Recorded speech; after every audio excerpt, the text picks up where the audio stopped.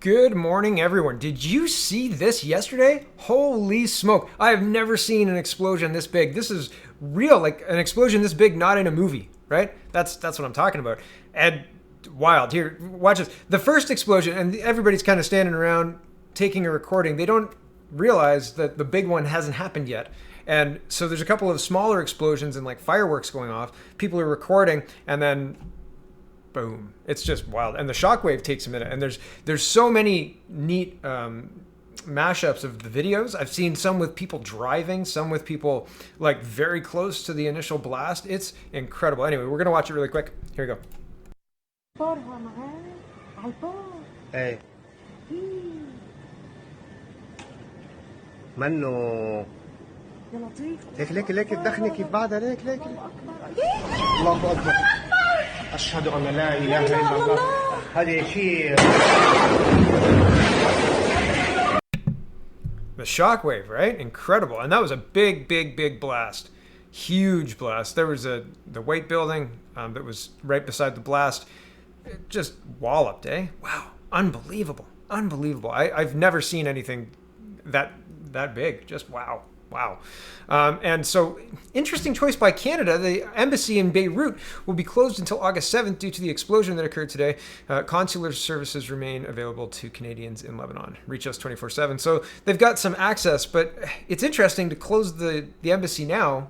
Now would be a time when people need something like the embassy. You'd think they'd have a remote emergency plan, like in case an emergency happens and whatever. And maybe that's what the 24/7 consular services are, but it seems like a difficult choice. Now, I mean, that was a big blast, and I don't know what the location of the office is. So, who knows what their situation on the ground is? But you'd think they'd have a backup plan. Okay, moving into Canada, and this is an interesting story. I talk about the military and who's making the calls, and well, the Ottawa Citizen is publishing this. Military's COVID-19 influence campaign sparks investigation. Development of new rules to govern information operations. The Canadian Forces has been told to come up with rules governing its plans to influence the public after what military insiders describe as a propaganda campaign was able to proceed without proper authorization during the coronavirus pandemic.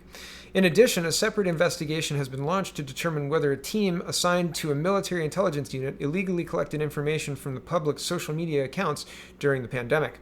Florine Bonneville, the press secretary for Minister of Defense Harjit Sajjan, called the unauthorized plan a, quote, mistake, and noted the minister had ordered the Chief of Defense Staff General Jonathan Vance to assemble a team made up of legal communications and policy staff to investigate what happened.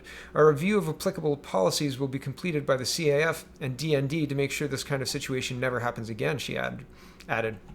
I scroll down. The campaign, which called for shaping and exploiting information, was designed to allow the Canadian Forces to maintain order during COVID-19 and convince the public to follow government directions. It was a combination of traditional communications method using public affairs staff, in addition to influence activity, specialists, and various techniques to get military and government messages across to the public. If necessary, military vehicles with loudspeakers would have been used. The Canadian Forces was also ready to set up portable radio stations which were used in Afghanistan to provide the military with an outlet to communicate in areas where infrastructure was lacking. Village assessments would be conducted throughout the country, and meetings would be set up with Canadian religious leaders and NGOs, non-governmental organizations, the Information Operations Plan noted. Vance put a halt to the scheme after finding out about it. He cited concerns it went too far into the realm of propaganda. Military officials have pointed out the plan relied on tactics similar to those used during the Afghanistan war to convince villagers to not support the Taliban. Sajjan was kept in the dark about the plan and was only briefed by senior leaders when the newspapers began asking questions several weeks ago about the information campaign. A separate investigation is focused on whether a team assigned to military intelligence broke any laws when it monitored and collected information from people's social media accounts in Ontario. Those behind the Precision Information Team, or PIT, maintain there is nothing unusual about having staff assigned to military intelligence collect details about comments the public are making on topics such as COVID-19, the state of long-term care homes in Ontario, and concerns raised by residents in British Columbia about forest fires in the Amazon. Yes, we need Canadian military to be checking how British Columbians feel about forest fires in the Amazon. Did they recently watch Dirty Dancing? No? Anyway, information in Dirty Dancing, she's talking about feeding the African children, and she wants to send the leftover food to Africa, and everybody's like, oh, baby, you're so good, right? And she's like, oh, yeah. Anyway, that was the reference. Back to this. Information collected, including comments made by the public about the Conservative government's failure in Ontario in taking care of the elderly, that data was turned over to the Ontario government with a warning from the team that it represented a negative reaction from the public. Bonneville said of Saijan's top priorities is one of Saijan's top priorities is protecting the privacy of Canadians. There's an ongoing debate inside National Defence Headquarters in Ottawa about the use of information operation techniques. Some public affairs officers, intelligence specialists, and senior planners want to expand the scope of such methods in Canada to allow them to better control and shape government information the public receives. I thought we were pretty heavily shaped at this point in time. I scroll down a little bit. Others inside headquarters worry such information operations could lead to abuses, including military staff intentionally misleading the Canadian public or taking measures to target opposition MPs or those who criticize government or military policy. Again, I think we've seen this already. Like, they roll out the same policy or the same kind of attack, whether it's masks that you don't like or a vaccine that you don't like, or if you're an alt-right white supremacist that doesn't like being told that the country that was supposed to remove all bias in hiring and be legally blind to race is a very racist country all of a sudden in 2020. If you disagree with that, I mean, you're an alt-right white supremacist, right? Like, the attack is very clear that this has already been happening. If they're saying this isn't actually happening, I'm telling you, it's happening. We're experiencing it in real time.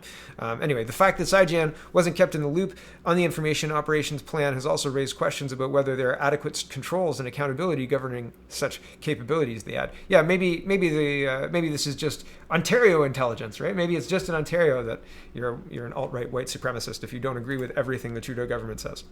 Maybe it's just here. Here's National Post saying China spat, maybe threatening Canada's bid to get early access to leading COVID-19 vaccine. Experts, well, thank goodness. I mean, something good's coming out of this China spat, right?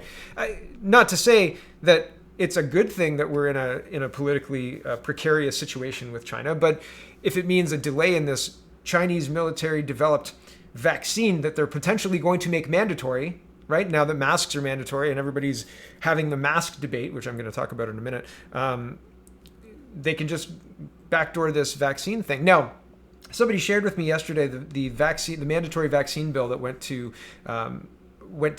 legislature in New Brunswick.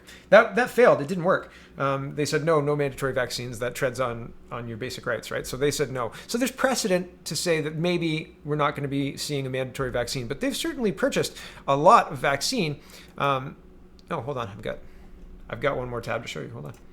Here it is. Global News, it says Pfizer says it has signed an agreement with the Canadian government to supply its coronavirus vaccine. And the Canadian government has bought 37 million, roughly, syringes,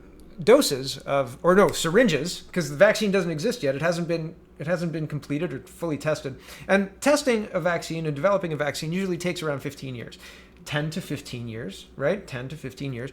So I think that it's interesting that we're fast tracking this thing, and this virus became apparent in Canada in mid-March, right? I think it was St. Patrick's Day, and since then we've developed a vaccine. They usually take 15 years, but hey, or 10 to 15 years, but hey, we've developed this vaccine.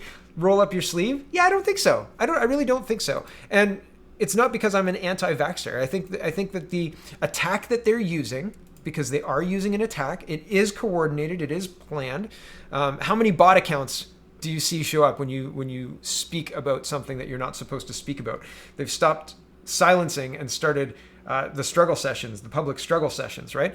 But when you talk about something that you're not supposed to talk about, the attack is deployed. And I mean, here's another aspect to the attack. British Columbia, BC chiropractor under investigation for letter to the editor spreading false claims about masks. Now, he's under attack.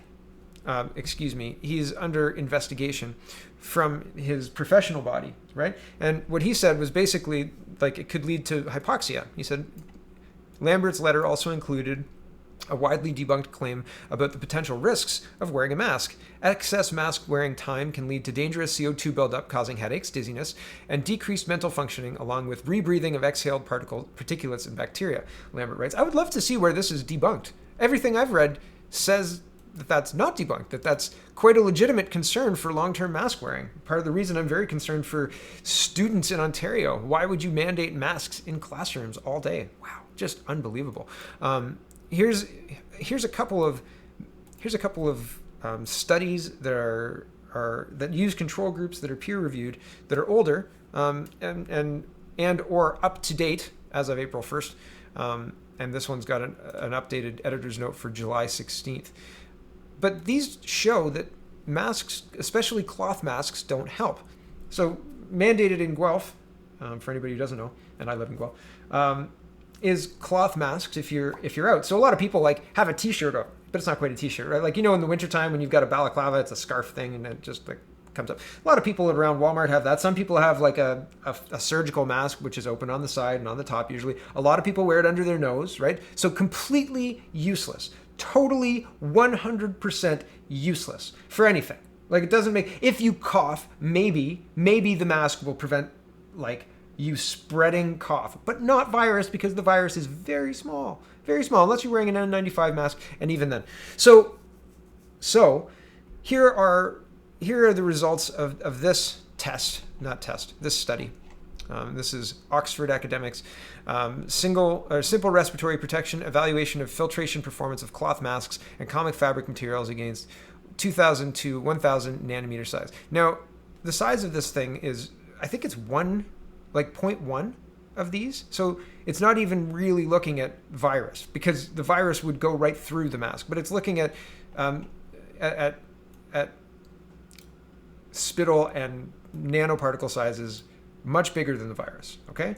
And for those much larger than the virus, and people say that the virus collects up so it makes bigger particles, so you're helping anyway, but I don't think so, and the reason I don't think so is based on this this article. But anyway, both articles are in the links. You can read them and come to your own conclusions. I'm not trying to force my thoughts on you. I'm just telling you what I think, and I hope that that's entertaining. So, and I hope you come to your own conclusions, always, in everything I say, really. But here's the cloth mask. Hanes seems to be the best. Anyway, for this is 5.5 centimeters and 16.5 centimeters. This is the difference in penetration from those two, right? 5.5 centimeters. If somebody's coughing at you from, like, grab a ruler. 5.5 centimeters is very short. 16 centimeters is very short. That's half of the big 30, right? Like half a foot away, 6 inches. It is not far. It is not an accurate test of real life situations. Anyway, even in this non-accurate test of real life situations, you've got all this penetration of like 90% penetration, right? It defies reason to think that these things work, unless I'm completely missing something. And if I'm completely missing something, please do tell me in the comments. I don't like to be the news, but Frank Vaughn was talking to somebody else about masks, and I was like, dude, yeah, they don't work. Like, check out all my pinned tweets currently, because I feel like this is really being politicized. And instead of like having a conversation with me about it and talking about the merits of his belief, he was like, oh yeah, we could do this backyard experiment. And I just feel like if a whole bunch of scientists are very clear that cloth masks specifically hurt healthy people, and they make healthy people sick, and don't prevent spread of the virus, what's the benefit? I don't understand it. And nobody can give me a link that says cloth masks prevent spread of viral, of respiratory viruses. Nobody can show me a controlled study that proves that. In fact, I've seen controlled studies that say the opposite. Their conclusion is the opposite. So you need to at least show me something that says, yes, in this controlled study, the cloth mask was effective by this much. But there's none. It's all of the studies say no. So it's a very strange thing to have a complete argument with somebody where all they're doing is attacking you and saying, I can't believe that you don't think the same as me, without providing why they think what they think or how they arrived at that conclusion. Here's a link. And I provided links. I was sending links, all sorts of links. This guy says this. This guy says this. This guy says this. Have a look at this. Why do you think this? All I got back was, oh, I thought better of you. You thought better of me. I don't care. I don't care. You can think of what you like of me. I don't give a shit. But the data doesn't back up what your conclusion say, like what you're saying your conclusion is. So how did you arrive to your conclusion? And the same with everybody. Like, it doesn't matter to me who you are. If you can reasonably explain to me how you arrived at your conclusion without giant gaping holes, then I'll take you seriously. But none of that happened. All it was, oh, I thought you were smarter than this. Okay, because I don't agree with you. All right, sure, whatever. And serious, and that's for everybody too. Like I don't think I could care less what people think of me. But let's talk about what's actually happening. Let's talk about the actual data. Let's talk about why in Guelph, for example, and this is going to be proving my point in another second, but we've got 8 active cases and 0 in the hospital, 0 new confirmed.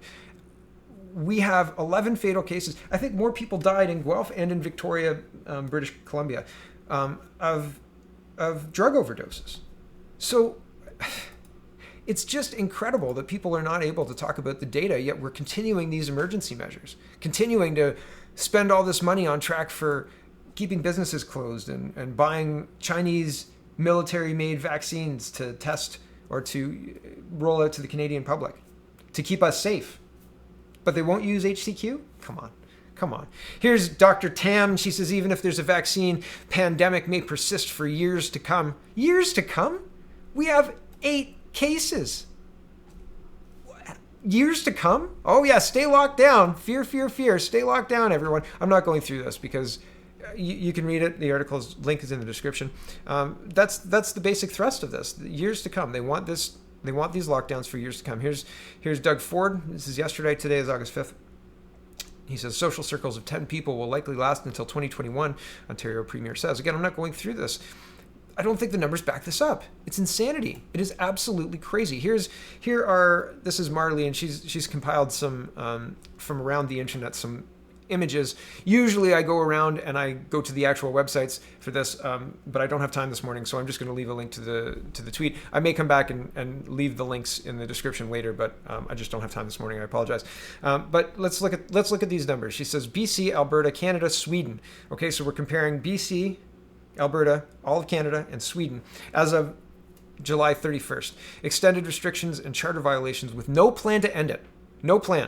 We need to take our country back. So part of my problem with mandatory masking is we don't have any criteria for repealing it. There's no criteria to say, yeah, okay, we've done really well, and there's no reason to have mandatory masks. They don't work in the first place anyway, number one. And number two, how well do we need to do to get rid of it? 0 cases in town? 0 cases in the province? Well, that's not true. Nova Scotia's had 0 cases for 2 weeks, and they're still implementing mandatory masks. So what do we need to do? There are legal challenges, but they're being ignored. It's very, very scary. Okay, here is image 1, and it shows that 88% of the deaths occur in the age group of 80 to 89 years and 90 plus years.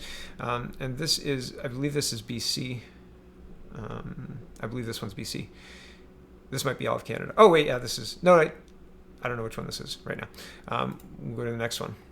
Here, nope, that's not the way to do it. I'm in the way of the arrow. Haha. Okay, this one is Alberta. 92% of the cases, fatality, are above the 70 years old range. Below that, there's been less than 20 deaths in Alberta. Here is the figure 4. This is Canada deaths measured, all 89% over 70 years old. And this is as of July 31st. And then Sweden, it shows the same thing. Deaths in Sweden, July 31st, 89% of over 70 years old. So, and if we were using, and I don't know what the HCQ numbers look like for this population, but realistically, could we start schools? I mean, based on these numbers, it looks like probably, right? Probably there's very little risk to people under 40 years old, and people over 40 years old, even up to 70 years old, still very little risk. Very little risk. Cases in ICU, COVID deaths, it shows, I mean, these kind of numbers should be driving policy, right? These kind of numbers should be driving policy. How can we reasonably expect businesses to comply with this stuff when when these are the numbers, when the overdose numbers and the impact of drug addiction and the collateral damage, the helplessness, the suicide rates, the operations that aren't being had, the screening that isn't happening. How at what point does that become much more important than this? I don't understand. I don't understand the tone-deaf response from our government. Oh, and here's our health minister. Here's our health minister, Patty Haydu, right? Canada's Minister of Health. She's a graphic designer, last I heard, and she says, I'm hosting an art draw for the painters, poets, and sculptors of Thunder Bay, Superior North. Submit your piece on my website to be included in my 2021 community calendar and featured on my social media. All mediums welcome. That's August 4th.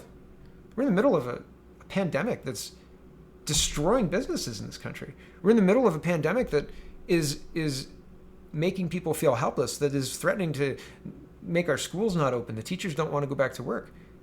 You're hosting an art draw? And look at that engagement. Look at the responses. It's quite interesting. I'm going to speed up because I'm already at 20 minutes. Okay, 20 minutes. I thought I was 28 minutes. I thought I was close to half an hour. I thought, oh man, I talked a lot. Okay, National Post is saying no students participated in We Run program. Liberals say to the surprise of charity that hired 9 students. A Halifax-based charity is expressing confusion and frustration as it looks likely to have to foot the bill for 9 students that it says were hired through the federal volunteer program at the center of the We affair. That is because the Liberal government contends no students actually started their placements before We Charity backed out of running the Canada Student Service Grant amid controversy about its ties to Prime Minister Justin Trudeau and his family. There was a formal process and we followed it, Porter said Tuesday, and we have confirmations in our email saying you're approved for 15 positions. The students then applied on their own. They picked us and they contacted us. The 9 students have been working in the Sioux Harbor thrift store, which helps fund a meal program for local families in need. Porter said they've been critical to the organization, which has seen about 60 fewer volunteers due to the pandemic. Souls Harbor isn't alone in its confusion, as a number of students have taken to online forums such as Reddit in recent days, wondering whether they will receive any grant money for volunteers hours that they've already worked. Many of the questions were prompted by Trudeau's appearance before the House of Commons Finance Committee last week, in which he suggested the grant programs were not going to be part of the government's COVID-19 support for students. Asked what that meant for charities such as Sioux Harbor, as well as students who had already started placement, Youth Minister Bardish Chagger's spokeswoman Daniel Keenan told the Canadian press that those people didn't exist. Quote, the way the program unfolded is unfortunate, especially as no students had started their placements through the CSSG at the time the decision was made that we would no longer be administering the program, Keenan said in an email. Keenan repeated the assertion when asked specifically about Sioux Harbor, saying only that when it comes to supporting students and charities, we're looking at options on how to best proceed. Obviously, I'm frustrated, Porter said in response to Keenan's statement. Up to now, I've just been assuming they'll come up with something. Are they really just leaving charities out in the lurch? That's going to go well with the Liberal base, eh? While Porter said she intends to press the government to change its mind, the Sioux Harbor Board has agreed to pay students if the program is canceled, an estimated cost of around $15,000, money that would normally go toward feeding local families. Gotta love how they tug on those heartstrings, eh? Oh, you're taking money away from the local families. Here's a Liberal who's leaving the arena. He says, iPolitics has learned that Michael Levitt, the Liberal MP for York Centre, intends to announce tonight that he's resigning as an MP, and I believe September 1st is his last day. So like soon, right? Like, hey, I'm leaving now. I'm getting out right now. See ya. And I mean, that's interesting. Not crossing the floor, just getting out, right? When did he say? Hold on. Yeah, September 1st, right there. So September 1st is the last day for Mr. Levitt. So good luck, sir, I guess. Almost half would support a fresh election if Trudeau found in violation of ethics laws again. Almost half, eh? Yeah, well, lucky for Trudeau, he needs about 36% to get that pesky minority, right? So I think basically the We scandal has put us back where we were at in 2019, October 15th, 2019. There you go. Hold on a second. Here is remember the renovations that Trudeau was getting on his cottage, and it was $8.1 million, and everybody thought that was expensive. Apparently, it's getting more expensive. PM's cottage renos cost more than disclosed to Parliament. A multi-million-dollar cottage renovation is just mind-boggling, especially considering the deficit we're now facing. At very least, federal officials need to be upfront and clear about what those costs actually are. Oh, so we don't even know. We don't know. And remember Amanda Alvaro, according to Blacklock's reporter, the PR firm owned by CBC commentator Amanda Alvaro was paid $22,120 to provide media coaching to Women and Gender Equality Minister Mariam Monsef. And apparently she got more than one contract. And it added up to about $41,000. Here's House of Commons staffer. He says, what do Bill Morneau's one trip to Kenya, Amanda Alvaro's single source Liberal government contract, and a year's salary for a young Canadian have in common? They're all worth $41,000. I love game shows. And here's a CBC. It says CBC busted, and it's a post-millennial article. But it's so interesting. All of these liberals, all who are around these same people, are all entrapped in this scandal. I wonder if it's going to go away, and if Trudeau can shuffle the cabinet away from this scandal, or if he's just going to carry forward with Morneau in the finance minister's role and continue to have these people show up to be on the programs like CTV Power Play, like Amanda Alvaro's. There's ethics violations. I think I talked about this yesterday. CBC using her without disclosing her financial ties and liberal friendships and all that other stuff. All of that is part and parcel of this scandal, but none of that is explicitly illegal. None of that is enough to really take down the government. So what's going to happen, especially with the RCMP not acting very interested, let's say, in the WE scandal? So what is it going to take? What is it going to take? It looks like another couple of years. Jagmeet to get really angry. Maybe Blanchette to get angry and to say, no, you're done. But at this point in time, I don't see a pathway. I really don't see a pathway to end the insanity. I don't see it. Because the people in the positions of power, from Doug Ford, that's not Doug, from Doug Ford, there he is, Doug Ford all the way up to Justin Trudeau are banging this same drum. And there's a lot of people who believe it. A lot of people who believe that this is, what we need to do to maintain safety. And I think that it's that slippery slope is getting more slippery. And what's the vector to change it? What is going to stop that slide? What could even possibly wake enough people up to stop it? Because at this point, I don't see it. The corruption is plain. It's plain as day. It's plain as all of those articles that say masks don't work. And yet here we are arguing about it, right? It's so frustrating is probably the best word, but it's not nearly enough, right? Because if you can't even engage in conversation, you can't solve a problem. You can't identify the problem, right? If the problem is you're a Nazi, okay, how do you solve that, right? It's not going to work. And I think that that's the point. Thanks for watching, everybody. Check out CanadaPoly.com. Check out CanadaReport.co. Check out SpeakingMoistly.co. And have a wonderful, wonderful